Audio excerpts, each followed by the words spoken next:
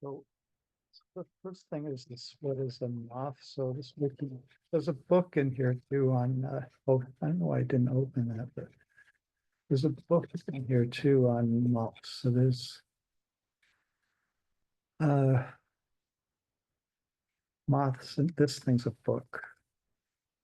So that you have to put an F on here. So there's a book about moths. There's probably a lot of books about moths. So it's like 20 years old maybe, but it's kind of still right. And also there's never been, as far as I can see, there's never been an industrial application of moths. But there's huge number of groups doing research in it. They keep saying like, oh, it's the next thing that's going to happen.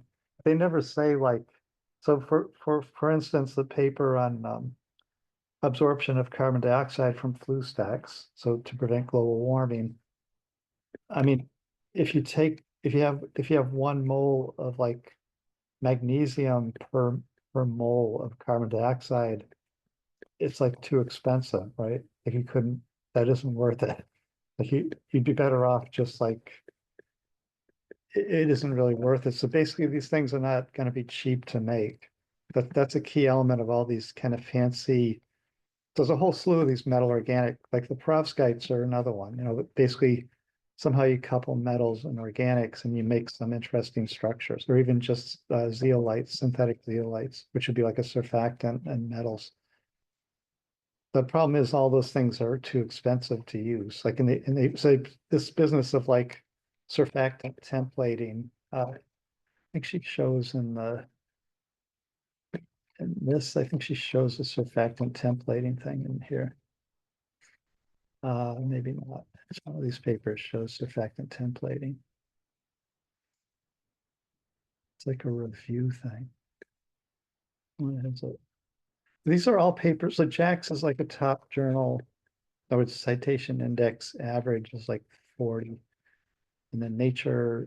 So all this stuff is in these high citation things, but maybe let's see, somewhere there's a thing about the surfactants. I'll get to it, I guess. So MOFs are going to be like a transition metal, and then there's going to be a coordination with some other with an organic group, and then these linkers, which are these.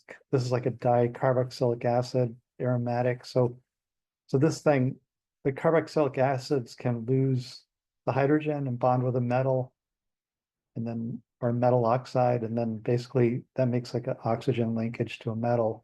So every time you see this double bond OOH, that's going to end up being a coupling point. And that'll couple with a metal. And then you can create these kind of fancy structures. All right, so that's the idea. And then you can do a TEM of that. You can crystallize these things. So this forms a crystal, and then basically you can do a TEM and you can actually see the atoms. Like you can see the atomic structure in the thing. So this is like a common MOF thing. So there's a whole slew of these. So because this could be trifunctional or bifunctional. I'm not sure about tetrafunctional, but basically, depending on the functionality of this and the shape of the metal organic or the metal group, that's the transition metal group. So the green is a transition metal. And I think the reds are oxygen here. It says chromium, and then red and oxygen atoms are red balls. And I think these are carbons. Then this linking group, see, it's right here. Like there's an aromatic, and then there's oxygen that's going to link together one of these.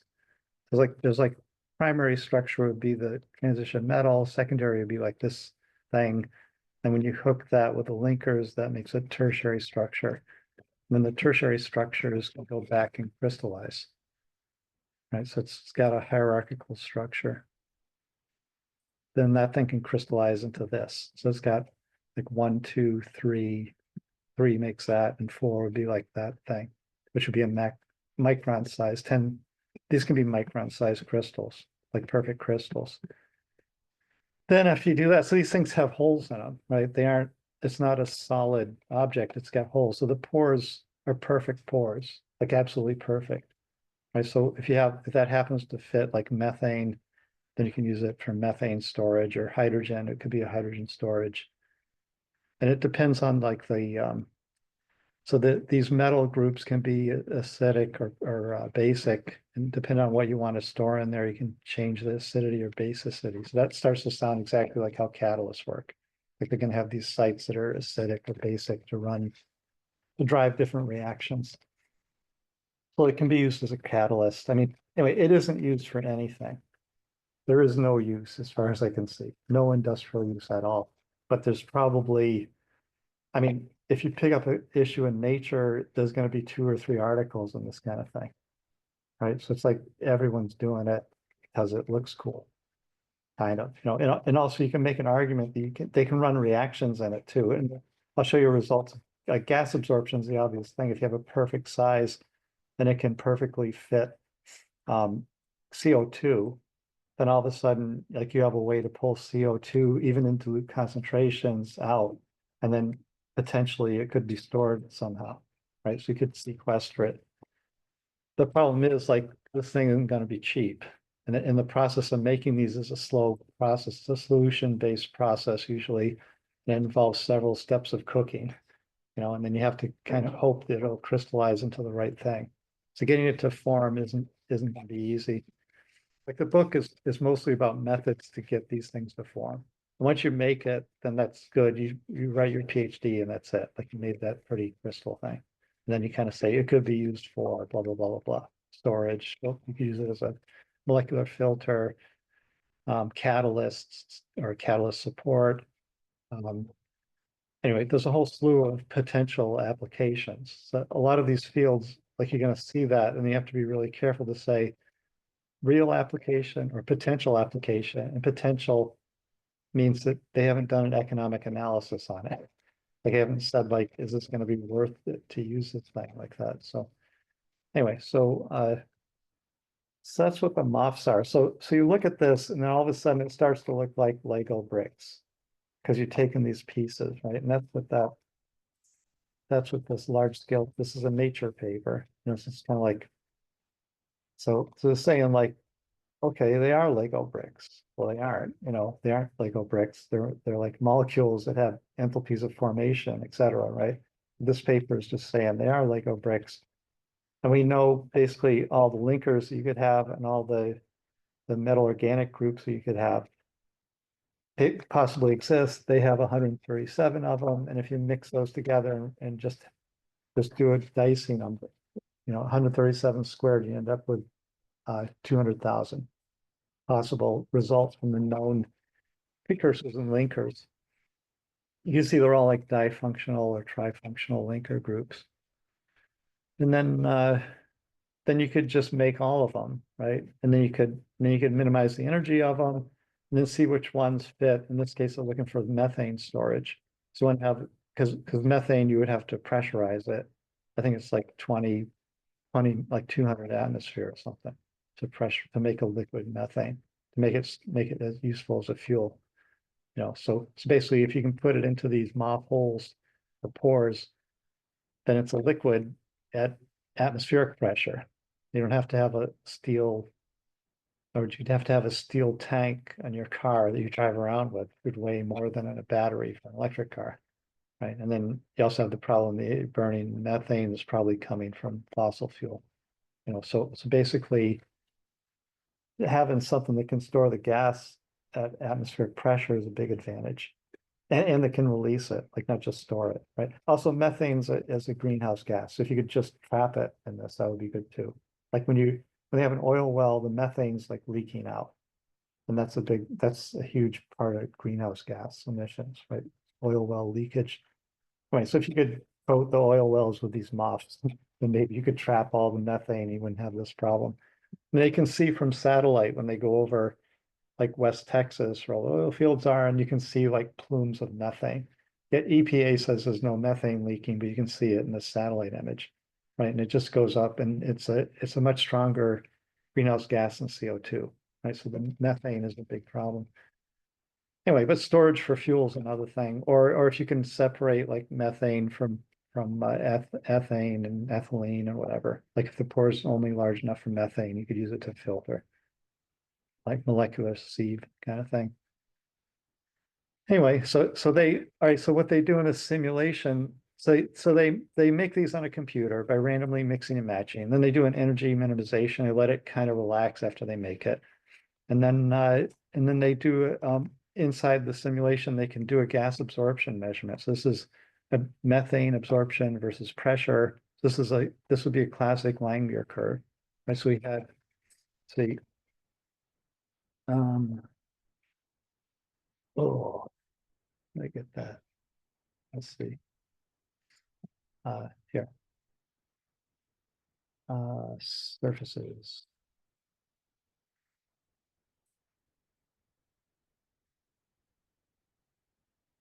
We had these gas absorption curves.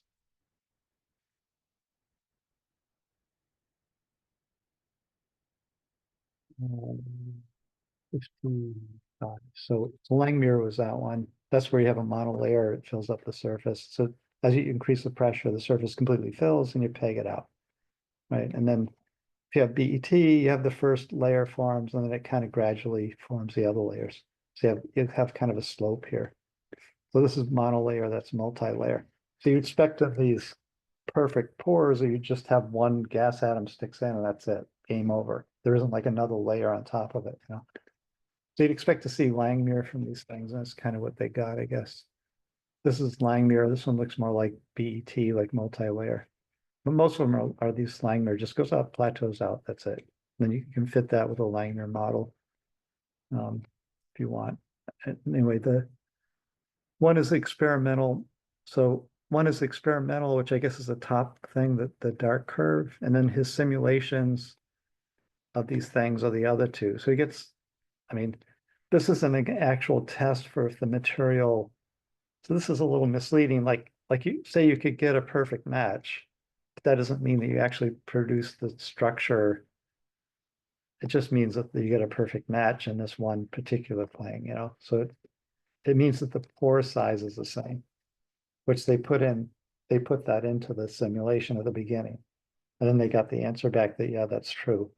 So it's a little bit slightly misleading to say this tells you, it makes it look like they made a perfect match of the material. What they did was make a perfect match of the pore size that they put into the material when they made it, you know, which is a little bit different. Anyway, this is an example of like what people are doing, and that's like because they look so cool, and like then you can kind of simulate it, right? So that's one of the umpteen papers in here. So it's like first question is like what are MOFs? So you have to kind of read this thing, maybe figure out what MOFs are. If you start looking up like MOF 74, which is a bunch of tubes. So it's the same kind of framework, but they end up being tubes. So some will be tubes, some will be crystals like this. So there are different shapes you can make with this afterwards. So anyway, it's good to kind of look up some of the MOFs, and that some places the book might have all the MOFs in it, I guess, or so there's hundreds of MOFs. There's hundreds of different ones. They're all labeled by a 3-letter acronym, and then there's a number, right? So the 3-letter acronym means it's tubes. So and then the number means like what group, and they just sequentially numbered as they made these things. So with different transition metals in them and different linking groups. So basically, the symbol means like the crystal structure or the bulk structure of it, and then the number means which one. So anyway, I think it's going to be like you're going to have to fish around a little bit, get familiar with it. I can't necessarily completely lecture on MOFs, what they are, but the first question is like, what are they? So somehow you're gonna have to weasel around these things. So it is like building blocks, and that's meant to simplify it. But anyway, they take it to the point if that's what it is. You know, so the two things are different. Here's the MOF 74. So these are tubes. It's supposed to show that it's going into the board, but they're a series of tubes, right? Porous tubes, like a beehive or something. And then the ZIF is a zirconia, I forget what it is, but all these things mean something, but they're all like 3-letter except that one. But so all of them are 3 letters and some number. number refers to the different ones with the same kind of crystallographic structure. Anyway, so you can imagine people are kind of excited about this, I guess, for whatever reason. So that's one thing. Anyway, so give a description of MOFs, few examples for hydrogen. So in that book, he gives examples. Also in the wiki page, they give examples. And then you may want to look at the wiki page. There's also a book. So try to limit that to one paragraph. So don't, I know that you could write a book about it, but don't. Just try to figure out roughly, like if someone asked you what is a MOF, you could reply with something marginally coherent. That's the idea. I mean, you could say that you could say something like there are these kind of like building blocks of an organic, multifunctional organic, so bi or trifunctional organic, then a metal complex. And then they form a macro structure that's going to have a certain shape that's of use for things like gas absorption. And pick like almost all these examples are gas absorption, but catalysis and filtration, drug delivery. So there a lot of people are interested in it for different things. Let's see. So this thesis is where that went. So this thesis is kind of where I started with this. So this is Novendra. I mean, this is an actual name with two names in it. But then I think the the advisor is Netrovsky, I think. Let's see, no, wait. The advisor is Netrosky, right? So all right, it's all like I think these are Russian names. It's pretty confusing. Like Novendra. Someone has the same first and last name. It's a little odd. It's like Peter Peters or something, So anyway, apparently that can happen in Russia. And then the other person is Netrosky's advisor of Novendra, right? And then so they did a thesis on like all the possible metal organic frameworks in the idea of doing calorimetry with them. Okay, so the first one here is doing a thing called right, so the first paper of this thing, Thermodynamics drives the stability of MOF 74, which are the tubes, right? And the tubes have there's a magnesium and a nickel, I think, versions of this. And one's more stable than the other. So let's see. So that thing's called thermodynamic, this thing. I think it's this, right? Thermodynamic drives stability, right? This Novendra, and then Navrosky, right? So Navrosky is pretty interesting. This is a grad student. I don't know, maybe went on to do something, but hard to tell. Right. This is also gas absorption of CO2.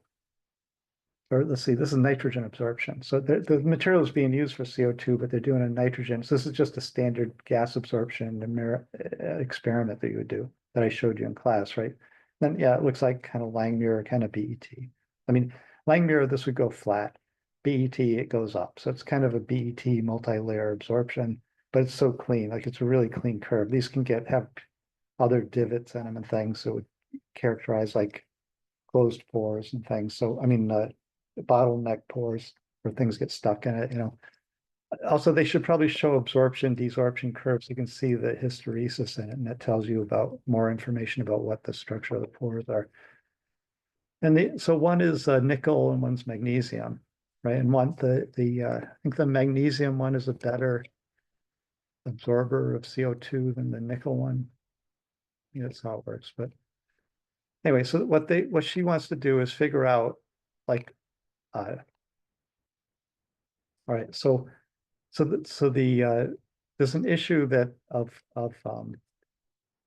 I'm getting these papers confused.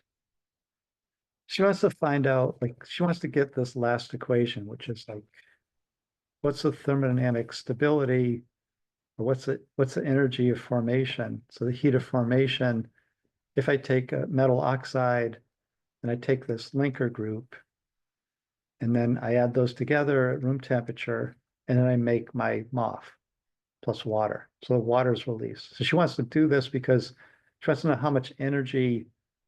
So is the water that's, when you put this into a flue gas and you pull out the CO2, is the water going in because it's kinetically trapped in it, which is what most people think, or is it going in because it's enthalpically trapped in it? So there's enthalpy driving it to be there. So if you take this reaction backwards, that's the one she's really interested in, like water plus the MOF makes a metal oxide that's just a powder, and then this linker group that just flies off, right? So in other words, it destroys it. It'll destroy the MOF with water. It kills it. I mean, it not only kills it, it destroys it. Right? It's kind of like, who is it, the Witch of the North or something? You put water on her and she dissolves. This is dissolving in water, right? So CO2, it can absorb it and trap it. Water, it destroys it. And this is a reaction that makes it destroy it. But you can't run this reaction. So you can't take a metal oxide and add it to the linking group at room temperature. It won't make them off. You have to go through this whole procedure, right? So how do you get that enthalpy of formation for them off, right? So she gets it by, so she gets a thing called a drop calorimeter. So it's a combustion drop calorimeter. So I got one of those here somewhere.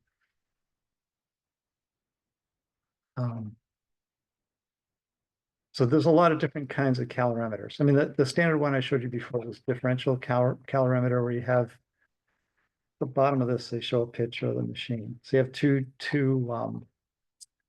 maybe not, but there's two chambers.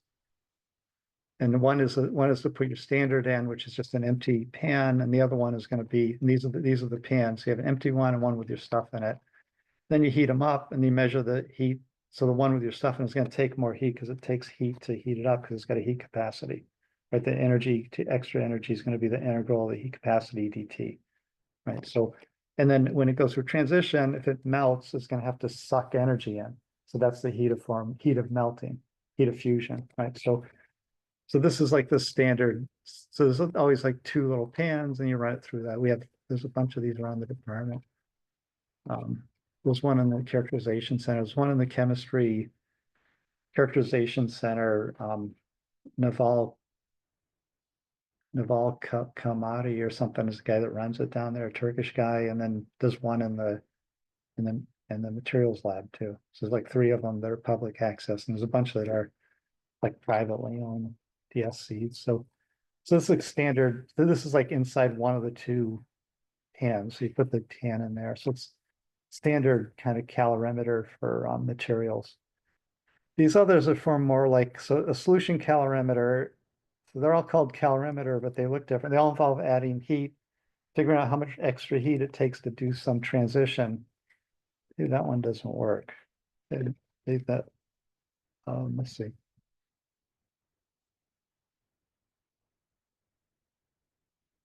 Solution calorimeter, everyone makes one. That's not the one. Oh, the power instrument one was what I had linked, but it's not linked now. Let me go back. Anyway, this is just, it's kind of similar to the differential calorimeter, but it's just like a bomb kind of. So, oh, that link doesn't work. The power one is the one I had. Maybe that's why I didn't link to it. Maybe somehow it doesn't work at UC. Anyway, TA Instruments has it. So this is basically just one chamber, and you put your material in there, and it's gonna measure the heat change on the material as it goes through. In this case, they're dissolving the salt. So let's see.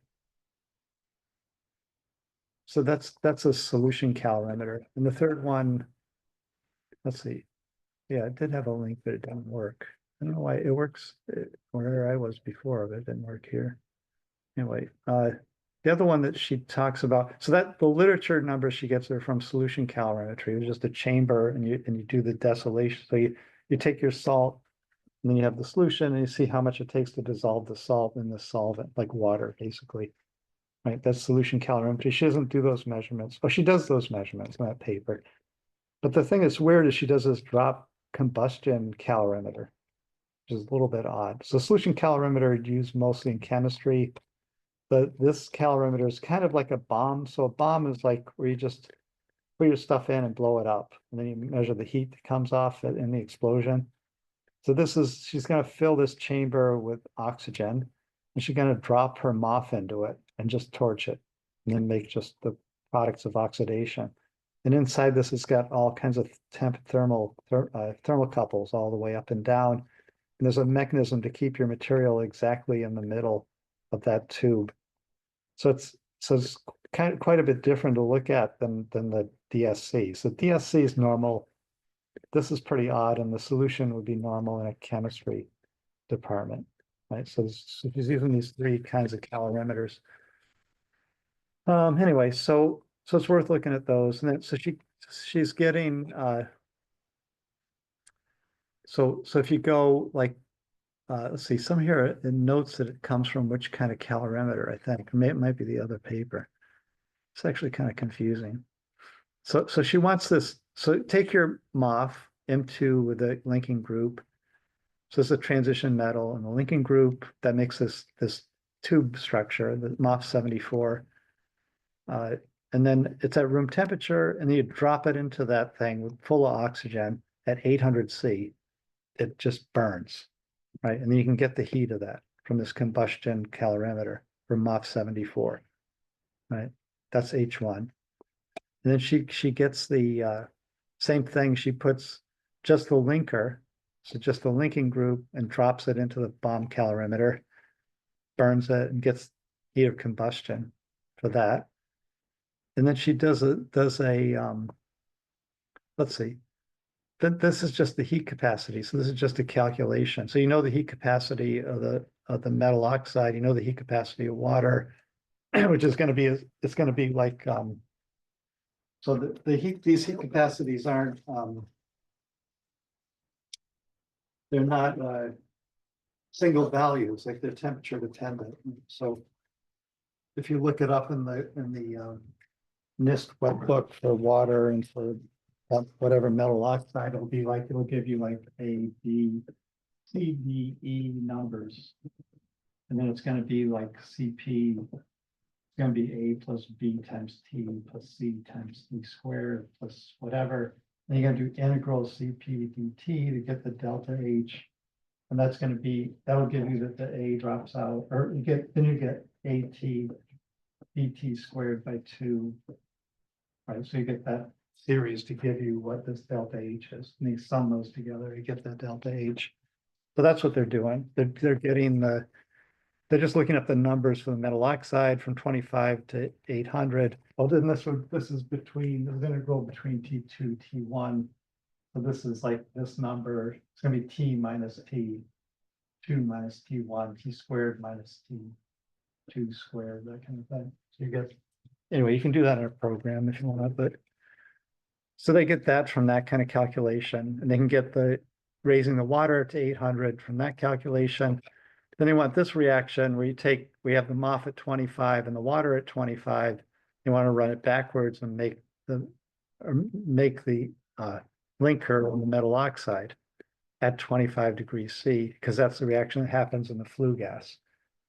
Right? In other words, the water is destroying that thing. What's the enthalpy of that happening? And why is the magnesium one more stable than the nickel one?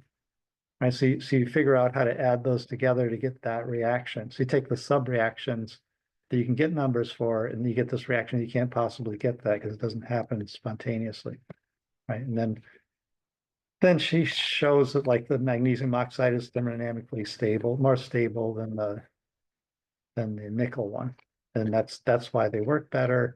There's a lot of discussion about. So our interest is like this, like how this is done, like how she did that. So that's what the question here is about. Table 1 shows the reverse reaction, explain the logic behind table 1. So that's what I just did. And what roles does the lattice enthalpy play in its logic? So this is what we talked about in class, right? Lattice enthalpy. Then what role does the entropy play? So lattice enthalpy, it never comes up in this discussion, right? That's the point. So wherever this is here. So there's nothing lattice enthalpy. It doesn't say. So where is it? Like, it's there. So basically, this MOF has a lattice, like it's in this tube lattice, and that lattice disappears like when you make the oxide.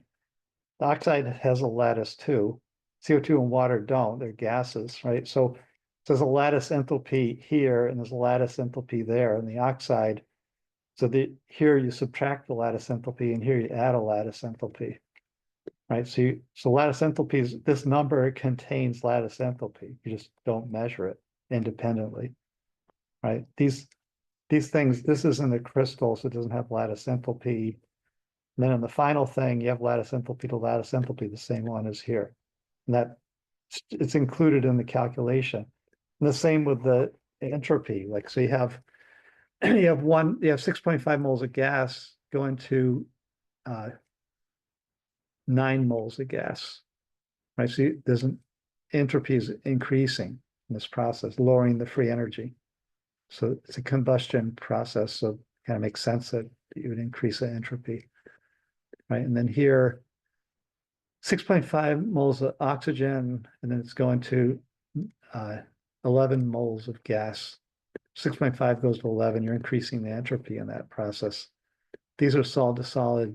Liquid to gas is increasing. Let's see, liquid to gas is increasing the entropy. So the entropy changes in all these, right? Due to basically the solid states to the gaseous states. So that's kind of what's going on there. I mean, you might say more about that if you feel like it, but and then all right, so that's all in that, like, so you can read that paper, but that's all I'm asking you about in that paper, you know. The other paper looks like the same thing. So you have these perovskites. Yeah. Mhm. We have to explain how plays role in the hydrolysis. I guess all right, what I had in mind, yeah, you could say that if you want, but basically what I had in mind is that is basically where is it? Like where it's like in the other question from the last homework, like where's the entropy? Right? There was a question like where is the entropy in this equation? Like the entropy seems to be missing, where is it? Or why isn't it there? This is kind of the same question, like where is it? Like she's doing all these calculations. We've studied like enthalpy and entropy. Like our rule of life is like delta G is delta H minus T delta S. So everything you look at should involve that equation. That's what drives everything to happen. Derive an equation or just read? No, it's all just talking about it. Yeah. Just where is it? Like what? Like we know there's entropy involved in this. Where is it? So it's basically these numbers that you measure in the calorimeter include these things, you know. So I mean, the fact that you have like a temperature transition means that you have enthalpy because you have to have like T is going to be delta H over delta S, right? That should transition heat of formation or melting, whatever fusion. It's always going to be the ratio of those gives you a temperature for the transition, right? So it's, if it burns, then there's like there's a temperature where it burned. It's going to be that's kind of where that temperature comes from. I mean, everything's going to follow that. You're always trying to reduce the free energy. That's the goal. So if you do that, then it's spontaneous, right? So anyway, so this one, the C, so this again, like these aren't transition metals, right? So let's see. First, this thing is a replacement for where is this thing? Energetics. I didn't open it. So go MOF. That's not it. Oh, this is a good one to look at. Okay, so perovskite solar cells. This has to do with this. So this is also an organometallic, which is this one. It's got this ammonium lead trihalide. So the ammonium part is this organic, and the trihalide is lead with fluorine, right?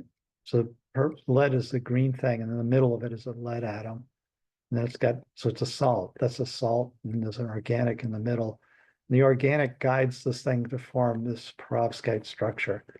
And so in a solar cell, 1.08 to 3 electron volts is the energy that's kind of the range where the solar energy is.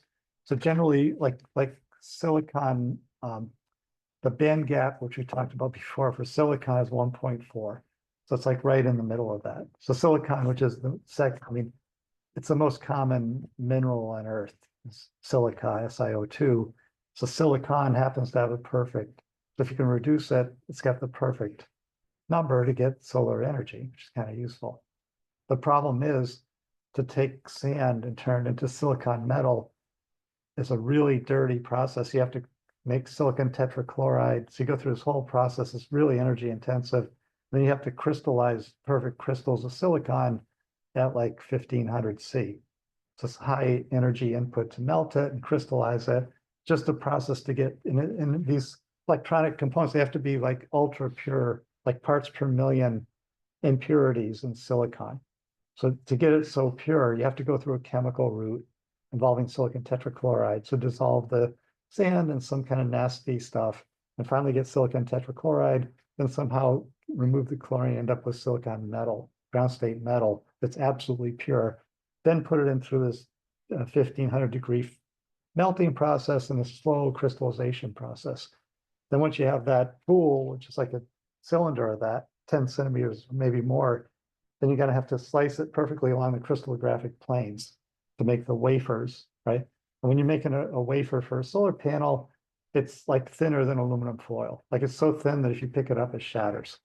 Right, so you can't pick it up with your hand. So it's basically, that's a huge energy consuming process. Someone figured out that if you replaced all our energy with solar panels, the energy it would take to make these things would be like 100 years of energy that you get from the solar panel.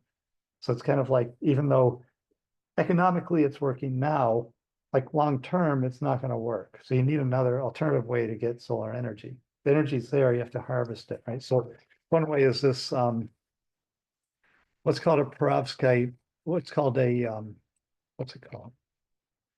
Oh, it's a Swiss guy here. This dye-sensitized solar cell, but Gretzel is the guy who invented this at Lausanne in Switzerland.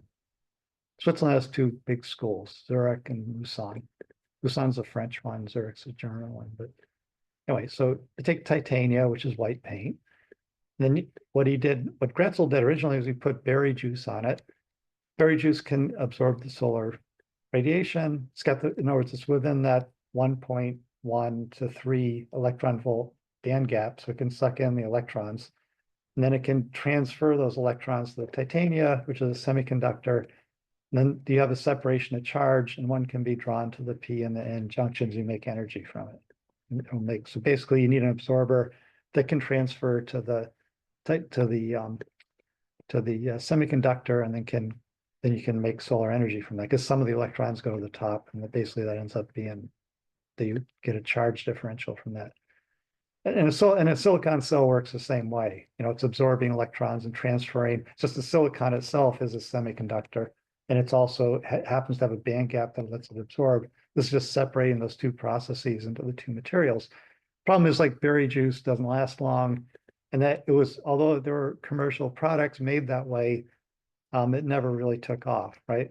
So the nice thing about this is everything is done at room temperature. Like so this titania is made by burning titanium tetrachloride, but basically that process is nowhere near, it doesn't have to be pure. And basically that's made it like huge amounts already. Like we already make white paint. Like literally the paint on these walls could be a solar cell. If you put in the right thing that could suck in the solar radiation at the right energy. So the right thing, it turns out, so berry juice has problems that it's berry juice and it kind of rots, right? So although it works, I mean, there's other ways to do it. Turns out perovskite is exactly this kind of lead acetate. Perovskite has exactly the band gap, the perfect band gap for this, and it can be made at room temperature very easily. The downfall to this is it has lead in it, so the lead will leach out, and if you paint your roof with this stuff, you'll get lead poisoning eventually, unless you seal it. Right. So this is in the this thing has been around 15 years, and it's already higher efficiency than a silicon cell, which has been around since the 1940s. Right. So the gradual improvement in performance for silicon, and also silicon's reached the peak that it can reach. There's a theoretical peak for solar is like 26%. efficiency conversion solar to energy, this thing has no peak. Basically, that's why it's already at like 30%, right? And it can be mass produced with no energy, essentially. It's a wet chemical process at room temperature, right? So basically this could replace everything. The downside again is like it's got an organic group in it, and they're saying like maybe that thing isn't optimal for this, like that could degrade, especially in sunlight with UV and everything, right? So basically this solves our energy problem. It's got it. So basically swapping out the swapping out this group for some metallic group that doesn't degrade in UV light, that would be advantageous. So that's what she's trying to do, and that's why it's in JAX, right? That paper. So they're trying to find out. So the problem with putting a metal atom, yes, you can make a perovskite. Yes, it can have a perfect, almost perfect solar radiation absorption, but it's got another crystal structure that is lousy. And the lousy crystal structure is stable at room temperature. So you can make this alpha form that's perfect, and then there's a delta form that's terrible. And the alpha naturally transitions to delta.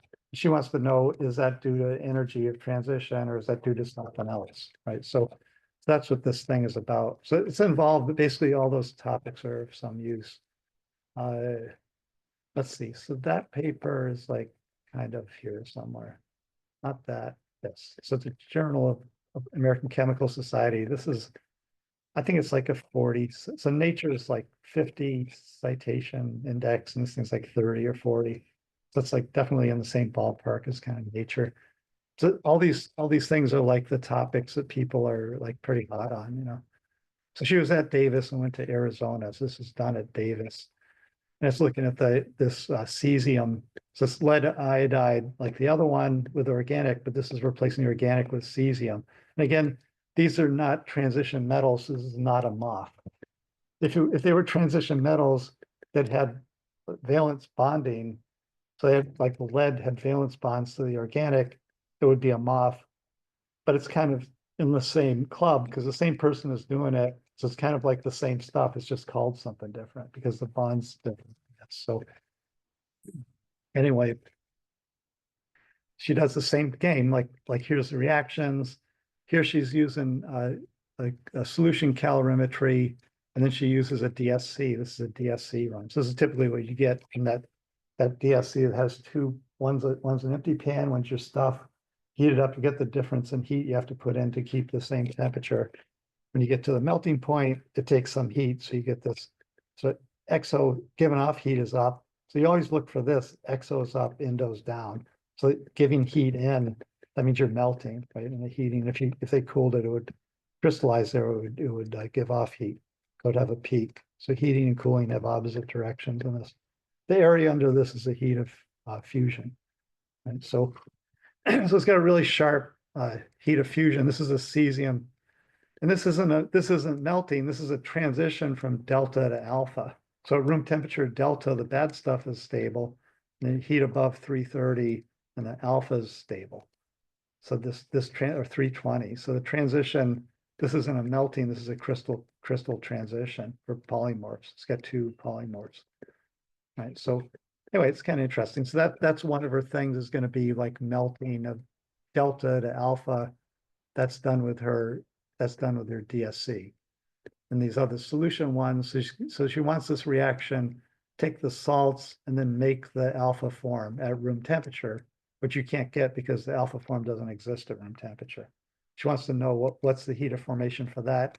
And she can get the heat of formation for the delta, take the delta and convert it to alpha. She can measure that with just by making delta and bringing it to 25, it forms alpha. She can get the heat. And then these are solution. The others are solution, the things that say sol are solution enthalpies. And then this one, making the delta, that happens at room temperature. So she can measure that. She can measure that with the DSC, I think. So anyway, she's got two kind of calorimeters she's using. She wants to get this reaction so she can compare minus 2.83 to minus 16.93 for the delta form. Then she knows that the alpha form is actually stable at room temperature because it's got a negative enthalpy of formation, or it drops the free energy. Right, so this is a stable form at room temperature. It's just that the delta is more stable. It's got a bigger negative delta enthalpy, and that's what causes the whole thing to happen. Versus, it's a kinetic problem. Like in other words, it could be a kinetic problem. It could be a thermodynamic problem. She's saying it's a thermodynamic problem. So she kind of solves that problem with this thermal analysis. Pretty good for this course. She's doing all heat of formation stuff. Anyway, so the question is, what I got here. Table 2 shows the cycle. Explain the logic. So explain what I just explained. Is the lattice enthalpy considered? Same question. So if yes, where? So every time you have a crystal, so if you're going from delta to alpha, it's the lattice enthalpy of that minus the lattice enthalpy of that. It's the same structure. It's only lattice enthalpy that changes, right? So, and then this crystal to solution, like the lattice enthalpy is what makes it go to solution. It's kind of like the difference, big part of it. Same for all the ones that go crystal to solution. And then crystal to crystal, each one of these has a lattice enthalpy, and that's got one. The difference gives you the delta H. So it's in lattice enthalpy is in almost in all of these equations, right? If you just figure out which one has a crystal, when the crystal disappears, it's kind of a lattice enthalpy. So it's just kind of looking at like if you look at that, you would think like there's no connection between the book, this kind of idea of lattice enthalpy and the simulations, and then this what's being measured. Anyway, then the last thing here is a seemingly unrelated thing, like this business of so she goes off the thing and goes to Arizona from California. So Arizona, I guess, is a little bit wackier than California. Then she goes into this thing of like, let's see, so where is this paper? Large scale screening. Oh no, no, sorry, that's the last question. This one I already went through, like the large scale screening where it's using Lego bricks to build the molecules, right? Then the question here is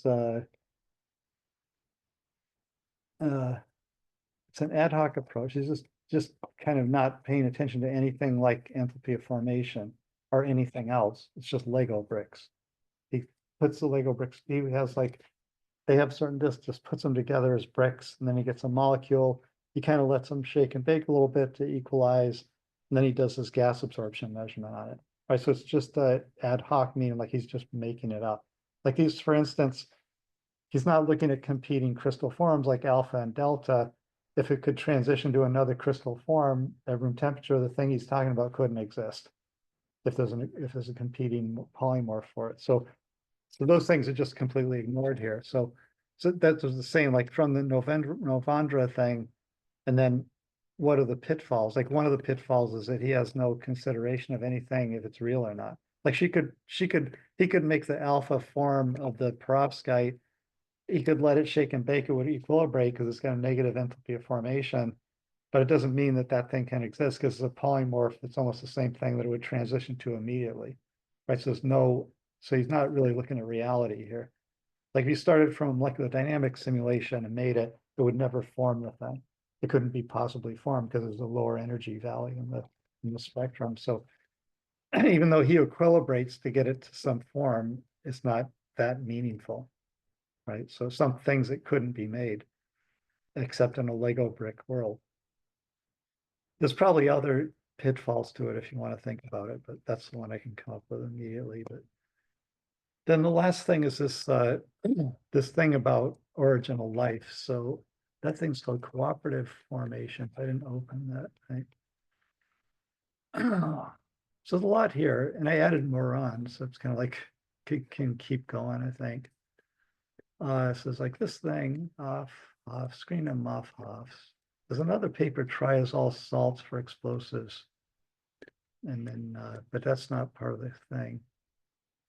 Off structure of your application, then prebiotic, this thing. So this is also a Nature paper. So it's like, you can see this stuff is like everything in nature is about this practically. So any meeting you go to is going to have this MOF stuff in All right, so these people are searching for some reason to exist, I think. What they come up with is the origin of life. She's at the, what is it called? So Center for Materials of the Universe. And then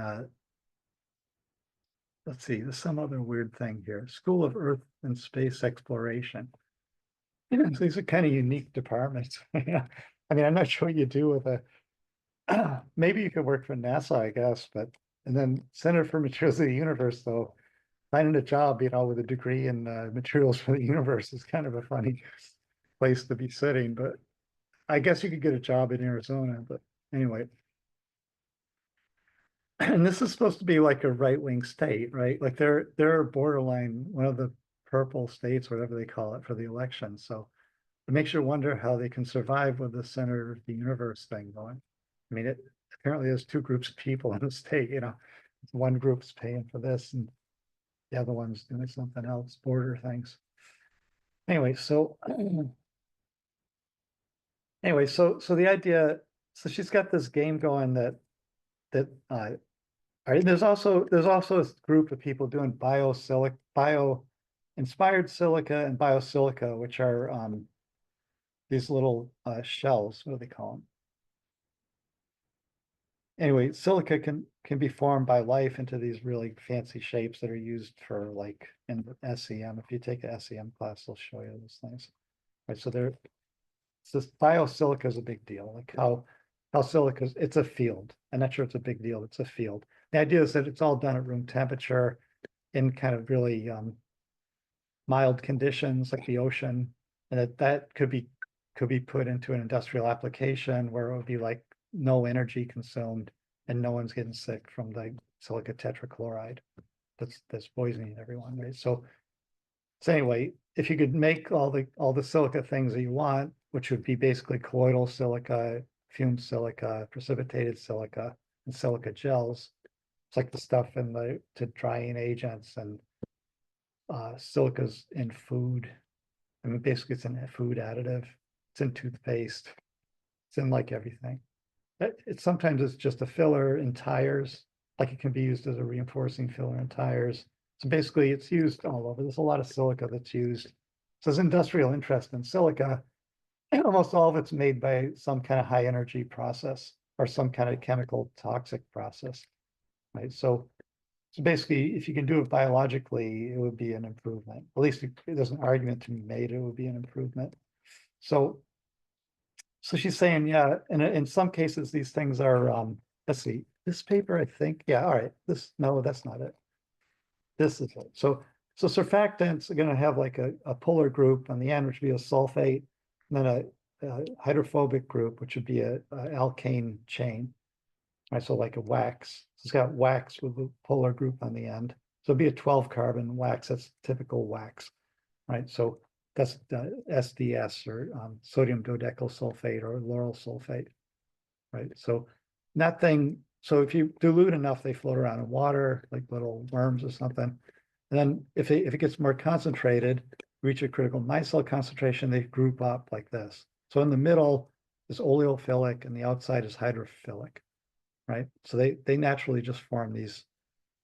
Dilute would be, so it would go from like lamellae to cylinders to spheres to lamellae to cylinders to spheres. So it's kind of the three motifs for sphere: spherical micelles, cylindrical micelles, and lamellar micelles, right? So if you put into this some organic material, like you take that and you put in like, that's gonna like TMS,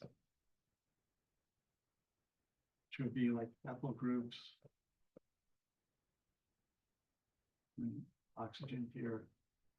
So it's like organic metallic kind of, silicon's not really metallic, but you can also do this with titanium. I mean, it's also can be tetrafunctional. Anyway, so if you put that in and then acidify it, either if you go away from the isoelectric point for this, it's either acid or base. And this thing gives off ethanol, which is like the popular choice, and then this thing makes silica, like glass, right? And then that can form around these structures. You can do the same thing with alumina, titania, silica, any of the kind of silicon's not a transition metal, but kind of transition metal things. And then you put it in and calcinate it, you burn off the little wormy things and you just have the glass, the oxide. And then you can reduce that and make a metal, right? So you all of a sudden, and the size of this is 10 nanometers. So you can make a 10 nanometer of any structure you want, like cylinders, spheres, lamellae, whatever, right? So that's how you make a synthetic zeolite. Like you can do it with alumina, which would be a thing like a catalyst, where you're going to use it as catalytic. You put a metal like platinum along the surface of it to make it catalytic. Anyway, so that's kind of so this is called a structuring agent. I mean, right, when you generalize this, so originally it was just like, oh, that's neat, you can make that. Then finally they said, oh, these are structuring agents. So you're structuring that glass on a nanoscale with these molecules, right? And then you're forming whatever structure you want based on what structure those things could make. This is a structuring agent. There's also, she's arguing in this paper, and also it's known that clay, like clay in particular, has these nano sheet structures that can organize organic molecules on it, right? So she's saying, arguing in this paper, that originally in the early Earth, especially around these hydrothermal springs, where it's full of minerals and has some organic, they found organic like amino acids and things in it, but that these things are like playing this game, or it's the clay in that is forming the organics, and the organics then go back and form the clay, and then they go back and forth because she's saying, like she said in that other paper about the perovskites, there's only 6 kilojoules, 6 millijoules between the two states, the alpha and the delta formed. So there's no energy between them. So if you stick something like this in, it can make it transition from alpha to delta. So she could take this. I mean, one thing is she could take this bio-inspired approach and say, like, I can make alpha at room temperature just by sticking in the right surfactant that would template it, right? Or somehow tune it that way. Or the other way, I could take the alpha and I can make organic molecules do what I want them to do. Like with clay, supposedly clay amino acids would make proteins. Then the proteins would make enzymes that would stimulate this kind of ceramic formation, and the things could go back and forth, and eventually you get a mouse. Eventually that would lead to life, right? So, or bacteria or something, right? So it's kind of like thinking that this mixing of inorganic and organic things could generate, be a prebiotic, or she calls it an abiotic process. It's a pretty thought-inspiring article, actually, when you look at it, like how this could actually work. So she invents some words like technobiotic and abiotic, so there's some of the words are invented in this thing, but it's also like almost trying to found a field around this. She didn't invent this stuff, but she's pretty much put it into words really well, so it's like this idea, this train of thought has been around more or less, but she framed it up pretty well in this paper. So right, so that's the idea here, that you could, it's just like a thought, right? It isn't like exactly, it's more like thinking about how this could work. It's like a 5-page thing. So I'm not exactly asking you to read it, but I have this thing taken from it. Difference in free energy, different zeolite, polymorphosis, and blah, blah, blah. So our thing was like 6 for that perovskite thing, 6 kilojoule per mole. So it's basically here, it's like a little bit higher, but still it isn't much. She's saying it's close to the thermal energy. So that doesn't really matter at that point. Like once you're near thermal energy, an energy barrier of that size doesn't make any difference. So the two things could coexist. They're going to have an equilibrium, at least between the things. So, and then if you stick in this organic, so it's structure deriving, SDA is like structure deriving something. So it causing the structure, and then interaction of SDA and zeolite. Well, zeolite is forming these where is that paper? It's not that. This, no. This, oh, I just kill this. Not that. What did I do get rid of it? Oh, it's over here. All right, so this when she says zeolite, she means like these things. So you take this process, then you calcinate off the organic and you end up with a zeolite. So you're saying like MCM41 is like the standard bearer of this thing. These are also like 3 letters and a number, but they're not metal organic frameworks. A little confusing, but yeah, that is actually, I never noticed that, but that's pretty confusing. The zeolites are named the same way that the moths are named, 3 letters and a number.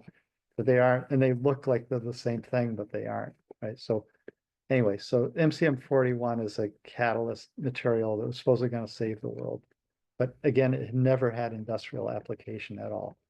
So none of these things ever reached fruition, but there was a ton of research money and still is like a ton of research money in it. So anyway, so that's, what's the question here? Homework 10. So SE zeolite, I think a structure deriving, I forget what the A is. And then energy landscapes, good news, prebiotic, da da da da. Each Earth system is likely to sample many configurations, some relevant to origin of life. So you're randomly selecting from all these polymorphs. One happens to click and make a mouse, or make whatever, bacteria or algae or something, or a virus or whatever, something, or just make RNA. I mean, RNA essentially alone is a life because it can reproduce itself alone. It's basically, you just need a very one simple molecule. Once you make RNA, it can reproduce itself and then it can evolve.